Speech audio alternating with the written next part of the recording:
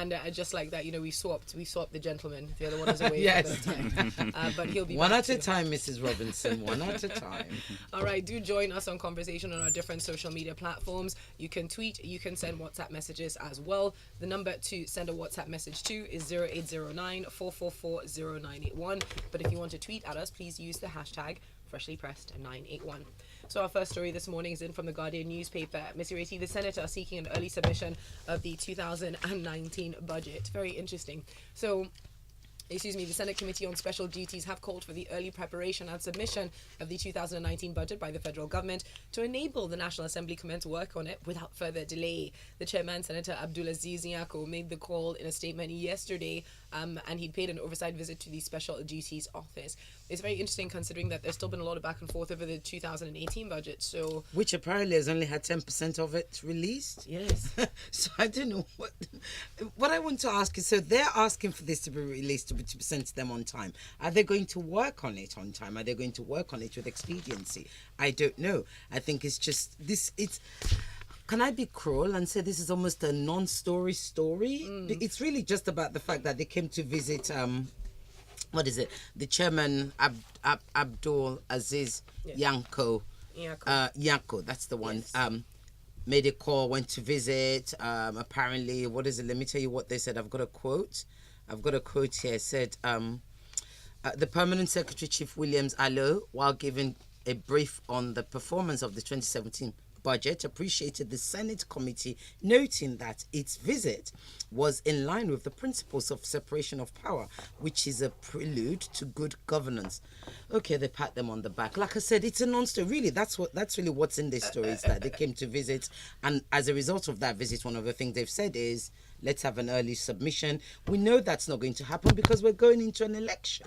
Yes, and so that's what I was going to allude to. That do you think that this perhaps is more politicking, more directing? Because by calling for this in the pages of newspapers, it's implying that, well, the current administration is not doing their job by sending it in a timely fashion. Naturally, of course, it's politicking, and what else is there to do at this time but to politic, polytrick, and polyact? All right, thank you very much for that. Tunde, up next, this serious accusations and allegations here. So, alleged 33 billion naira fraud. The House of Representatives are demanding that the National Emergency Management Agency, NEMA's DG, be sacked. And they've also accused the Vice President Oshibanjo of illegal approvals. So, essentially, they're saying that Mr. Mustafa Maihaja should be sacked over the alleged embezzlement of funds in excess of 33 billion naira under his watch. And this all of this drama sort of traces back to 2017, where there was a dismissal of several members of the board of NEMA because they were allegedly involved in this embezzlement. But now the House of Representatives are saying no, that first of all, they must be reinstated immediately, even though the vice president, who was then the acting president, acted on the recommendations of EFCC and dismissed them in accordance to public service rules, apparently. They're saying, well, the acting president also approved funds without going through the House for this approval, so that's wrong. They've asked for the reinstatement of those 6 suspended board members, and they're not asking for the sack as well of the NEMA Director General. Okay. There's a lot in this story, yes. And like starting with the people who are dismissed, if they're wrongly dismissed, then they have a case. There also seems to be, it should never happen that the executive arm of government votes money or releases funds or approves funds that wasn't voted for by the assembly. I mean, that's the system of governance that we run. So that's also something that needs to obviously needs to be highlighted and flagged. But it would be interesting to find out how that played out and why. So it might be that there is approval. But the thing that strikes me about the story is that you can replace it. It's almost like a template. Yeah, you can replace the players. You can replace the the little details. But it's a common story and it's a common thread in our nation where public officers and people who are placed in positions of trust end up abusing that trust. It happens all the time, and it makes me wonder why are things the way they are. The truth is, in the States, making no excuses for anyone, but we need to have a deeper thought about this. Why is it that you can take whatever, in some instances, you can take someone that everyone acclaims is a saint, put him in a position, and after a while you find out that things have gone horribly wrong, right? the deeper inquiry that goes into that is like what is the state of our nation in terms of in terms of welfare, right? You look at the process of nation building in the West or in the developed world. If you look at socialist states, they have social systems, right, Yes. that Yeah. protect people. Yeah. You have someone who's poorly paid or is below average pay, and then you give him several factors of his pay, his lifetime pay to manage, right? It shouldn't lead to stealing, but the truth is when you don't have any safety nets, the temptation is great, right? That's one approach. So countries put safety nets in. People can keep their dignity and say, look, if I don't dip my pocket into the cookie jar, the state will look after me. My Yes. pensions Yes. will be paid. Yes, Absolutely. I because won't have to processes beg can be and grovel, trusted. right? Yes. Then you look at the capitalist system, you look at the US. They didn't have social safety nets, but how did they drive the economy? How did they build their nation? Private entities, they allowed private entities lead. Both styles have their Pros and cons. But you need to have something working for you. We're in the middle where it's a halfway house that we're trying to run. But something else I would just like to flag up, because this also deals with repercussions to actions. That's the next. That's where I was going. That's where I was going absolutely. next. In both systems, then you need strong institutions because there needs to be consequence for actions, right? But you can't just lead with consequence, Yes. right? There's abuse in both ways, but there needs to be consequence. But beyond consequence, really and truly, why do we have saints? I'm not saying this man's a saint, but I'm saying please, why do we have decent people turning bad? It's a common story. But my question here is, do we believe that there have been consequences here? Because the suspension of board members, if we go back to that, took place to allow investigations to continue and to unhindered, conclude. yeah. And that hasn't concluded, but yet they're asking for all these board members to be reinstated and a new SAC to happen. It's part of what we're saying. This is part of what we're saying. But meanwhile, just so that the general public knows as we move on, NEMA in a statement on Thursday did reject the report. They said these conclusions didn't reflect the facts and documents that were actually placed before the House by the agency. So I guess there will be more of this saga to unfold. Speaking of sagas, staying with you for this, Tunde, PDP charges Interpol and NIA to track down Oshomole. So, Gang, gang. Like a movie. the national chairman of the APC, the All Progressive Congress, Adams Oshomole, has flown out of the country apparently amidst investigations, and it is suspect and confirms the allegations apparently that the president is shielding him from prosecution. That's what the Guardian is phrasing this as, or at least that's what PDP have said, and it's by their spokesman Kola Ologbo Dion. I hope I said his name right. They said it is ludicrous that the APC in its lying proclivities believes that by dismissing Oshomole's arrest as a rumor and aiding him to momentarily flee the country, it would succeed in getting him off the DSS hook and sweeping the matter out of public discourse with its famished broom. Some great lyrics there. Great But- lyrics, but, and it's politics season. It's the time for it. Yes. I don't know if you were in the country when Oshomole was very insistent that I'm here. Yes, to come ask me any questions you want. Wore his t-shirt I saw- in, yeah, I saw carried a his few of those pillow clips. and his sleeping mat. He was prepared. And now he's in the wind. Now he's in the wind. He's Now he's in legged the wind, it. and we still don't know why, right? We still there's but you see the truth is, for me it's a bit of a stretch to think he's run away because of this. Look, we know as politics and governance in this part of the world, when you're it's not time for him to run, guys. He's still on the side of he's still in favor. Yes. Bottom line, Yes. he's not running. Yes. When I He hear is- run, I think two No, run. things: run away or run for political office. Run away. He's not about to bail because he's not taking the Nadeko route because of this. Yeah.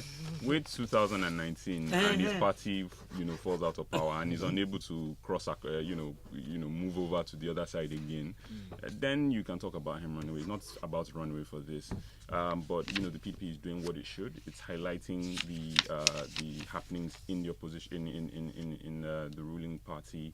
And presenting it in the worst possible lights for them. It's their job. That's what they should be doing. I don't think it's something that concerns Interpol. Yes, the NIA, should have an idea and a track on all, people, politically exposed persons and people of interest. Yes. But what's Interpol with this one now? They'll just be laughing. But it's what the man is supposed to do as the spokesperson of the PDP. And if Oshomole and any other governor that has stolen from us, it's related to my initial comments, it's that balance. When people get into office, it's like, man, I've jammed me and my entire generation. We're good. We're set up. We're about to just eat this thing dead.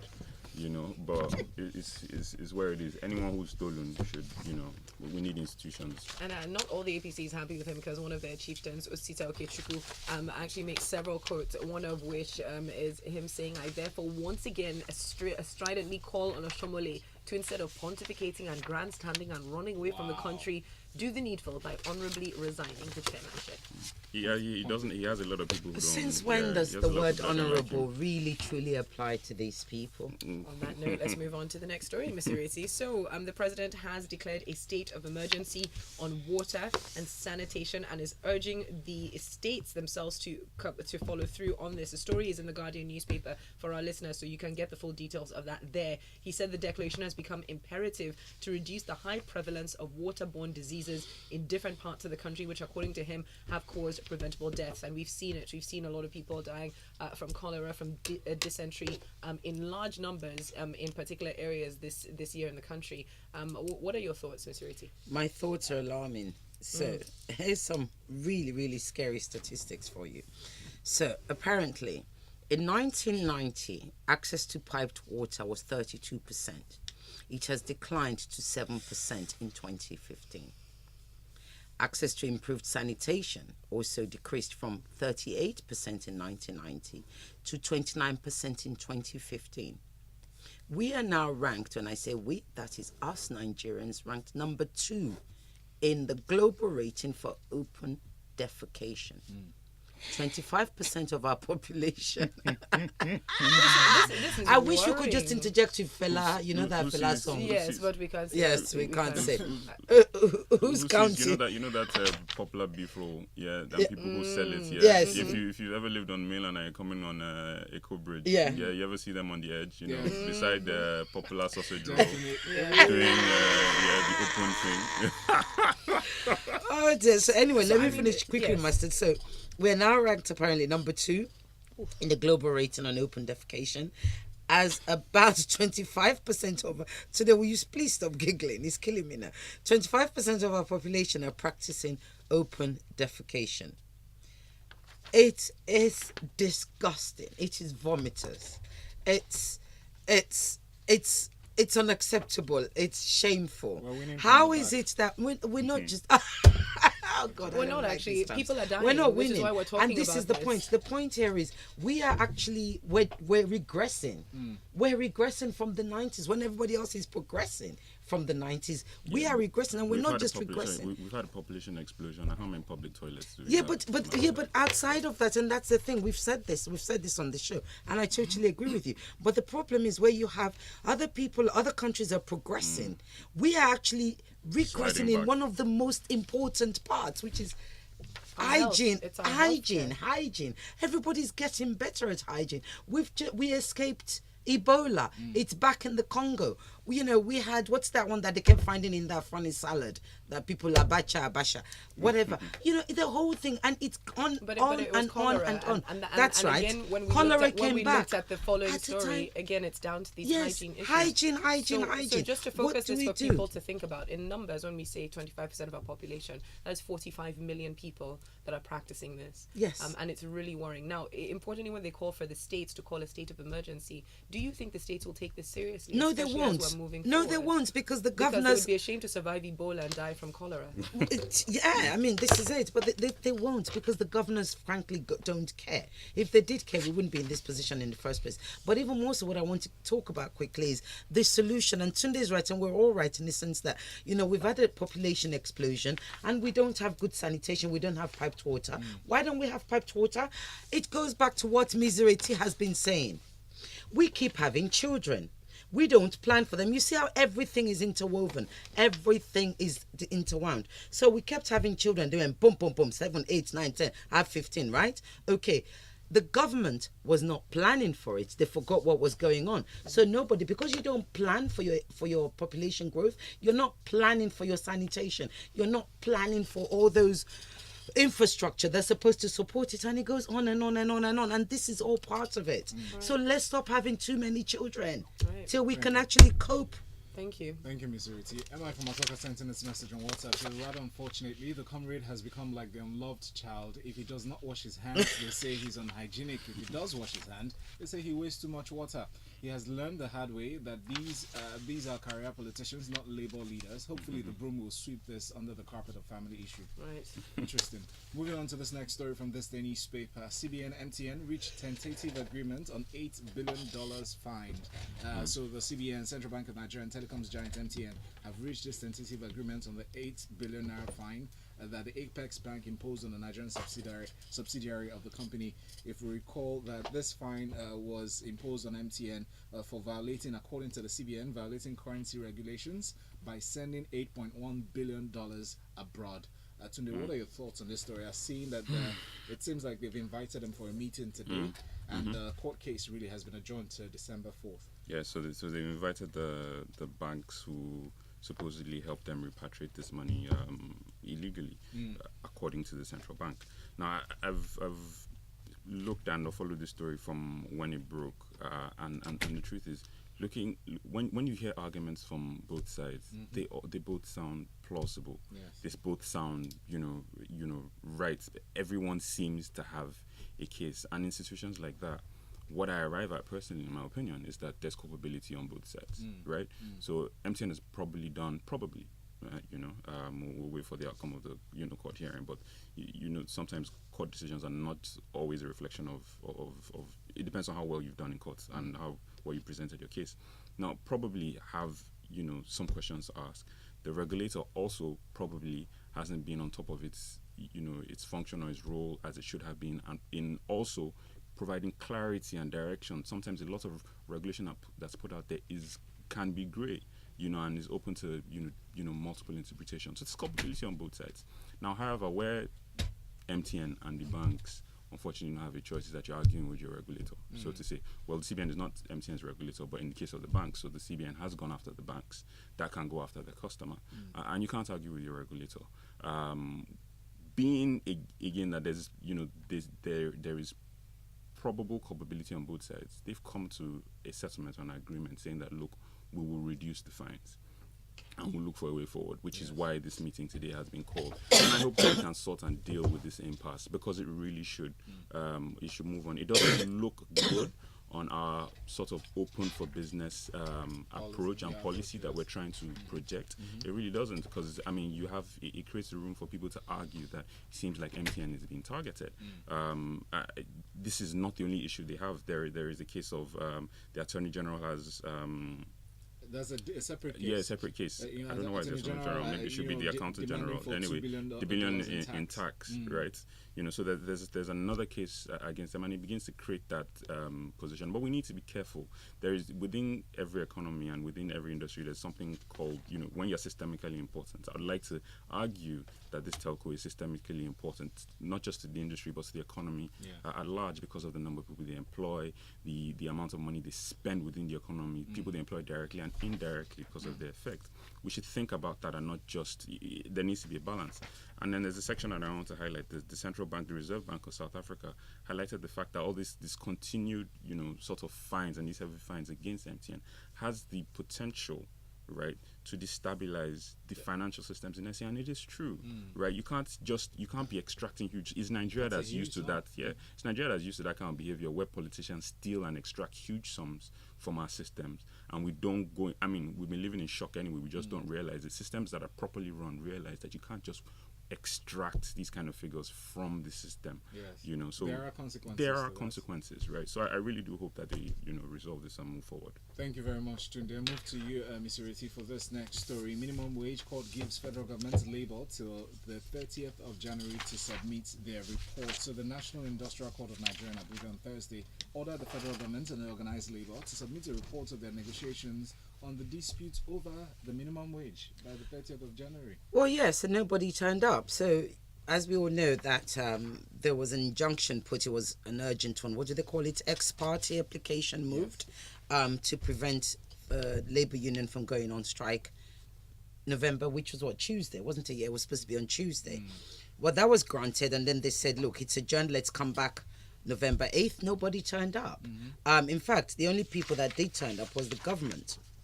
It says here, Nigerian Labour Congress, the Trade Union Congress, the Nigerian Governors Forum, none of them turned up. And the federal government and the Attorney General turned up. So you have to ask yourself, Yeah, but who the federal government and the attorney general were represented by the legal team. doesn't matter. That means they They turned up. weren't- Yeah, Details, darling. That means they turned up. they turned up. Right. If the lawyer's I've there, represented. if my lawyer's there, I've turned up. Yes. You know, that's what I'm paying them to. So they turned up. Now, the fact of the matter here is that what I'm trying to find out is, okay, so what does this mean? This means now they've adjourned the case again to January 30th, right? Now, we're still on this 30,000. Buhari yesterday, or at least what's his name? Buhari's man that Lai speaks. Mohammed. Lai Mohammed Commission yesterday Minister. said, right, Lai Mohammed yesterday said, look, Buhari hasn't agreed to 30,000. He hasn't signed it off, etc., etc. So His- don't presume. His signature Don't presume. would only be required after the National Assembly. Exactly. has Don't voted. presume that it's been signed to 30,000. So effectively, what this is saying to me, and the reason I get so annoyed with the Labour Congress or the whole Labour thing in Nigeria is that it's never truly because of the people. If this had been because of the people, if they were truly fighting for the people, they would have been in court yesterday. Right? You're not going to wait for it to be adjourned to January.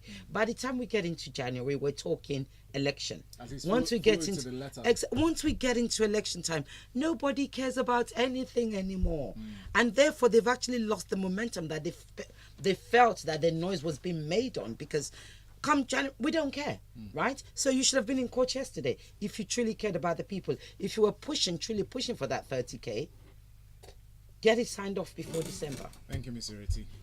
Tunde, I'll come to you with a story from New Telegraph. Court rejects federal government request for arrest warrant against Ikwe Mado. So recall that the Presidential Investigation Panel for the Recovery of Public Property had, on behalf of the federal government, urged the court to order the arrest of the Deputy Senate President, Ikwe Mado, following the absence of the senator. The case was scheduled to be arraigned, or he was scheduled to be arraigned rather on Wednesday on charges of non-declaration of assets, but he was absent. They applied to the court, to arrest him, to grant a warrant for his arrest, but the court denied that request. What are your thoughts on this? Okay. Well, so I mean, first thought that came in is why, because okay, so it's clear now because he didn't turn up, right? Yes. So contempt of court, but was he represented in court? And was he served a summons to go to? Because the story is not clear whether it's because he was served a summons to come to court or because he was told to come before a committee of the Senate, and he said he wasn't going to honor it. I mean, They said the summons was served, or the summons was served, but he chose to ignore it. he chose to ignore it. Yeah. Well, yeah. So now, and this is based on charges of non-declaration of assets. Absolutely the same thing that his Oga, Saraki had to deal with. Nobody issued an arrest for a warrant for arrest. So look, it's one of those. It's our political class being what our political class is. They don't declare assets as they should because they go into office thinking that I'm going to clean out, or we need to tighten that whole process. Yeah. We shouldn't make it. We need to tighten it. It's not. Again, it's one of those things that keep repeating. If you don't tighten the process, then you create opportunities and situations like this. But if leaders in that echelon of power are carrying out doing this, it seems like everybody's running free. Yeah, if with you have their power, decisions and the way they and want to it's carry clear now, things like out. we say, if you have power in this country, you do whatever it is. Yeah, but that you what want. precedents does it set to people who are coming up next? It's the same precedents that when you get into a position, you can do what you want. Wow. From Premium Times newspaper, Where is the whole party? we have this next story, exactly. INEC names parties to contest November 17 by-elections. From Premium Times, so the Independent National Electoral Commission has named political parties that will participate in by-elections in Katsina, Bauchi, Kwara, and Cross River states scheduled for November 17. The parties are the People's Redemption Party, PRP, the Yes Electorate Party, the People's Democratic Party, All Progressives Congress, Labour Party, United Party of Nigeria, and the People's Party of Nigeria.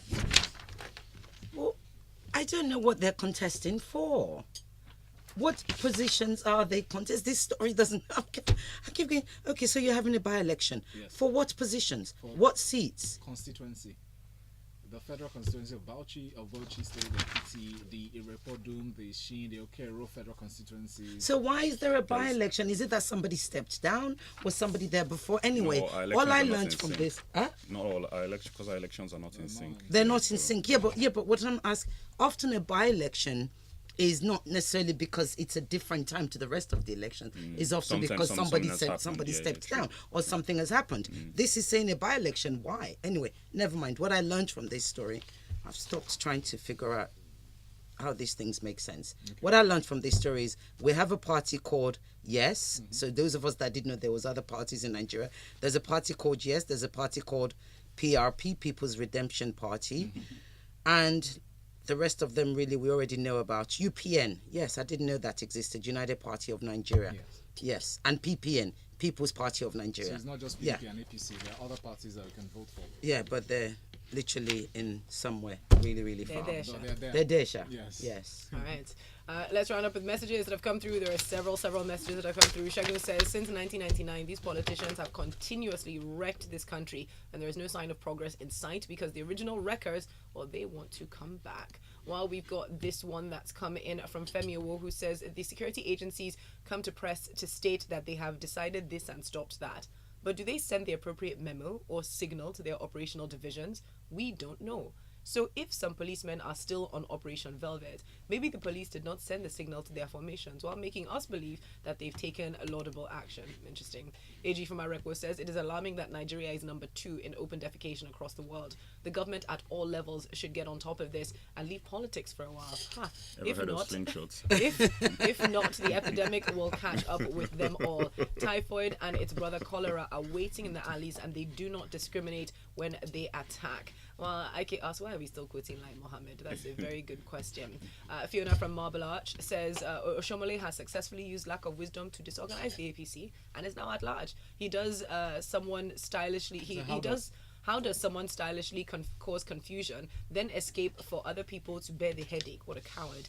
Finding it difficult to pay a minimum wage of 30,000 naira per month, which is less than $100 for a country endowed with such vast resources, is just sad. And a final message that has come in from, let's see, what is the name attached to this? Ifoma from Maryland, who says, whatever so-called illegal approvals our vice president may have carried out, pale in comparison to the ones Uncle Boo Boo has used. Perhaps he too is guilty as charged. But moving on, the president has declared a state of emergency on sanitation, but has cows running legally all over the place. Obviously, these are not part of the problem. Shame has nothing to do with it. We have none. Our aggression is contingent on no plans, no education, no policies, no contribution to knowledge except bad stats, just population and consumption.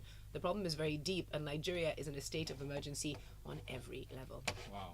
And on that note, we're done with Freshly Pressed for this morning. Thank you to our analysts. Continue the conversation with them on their different social media handles. Sisi Oge Lagos is Missy Reti Bakari Yusuf. Big Koofs is Tunde Okufi. Valentine and myself are still here because coming up next, we will be talking sports inside the locker room and how we're still getting word that it doesn't matter how the Super Falcons fly out of the country. What matters is that we'll give them their jerseys when they arrive. Keep listening.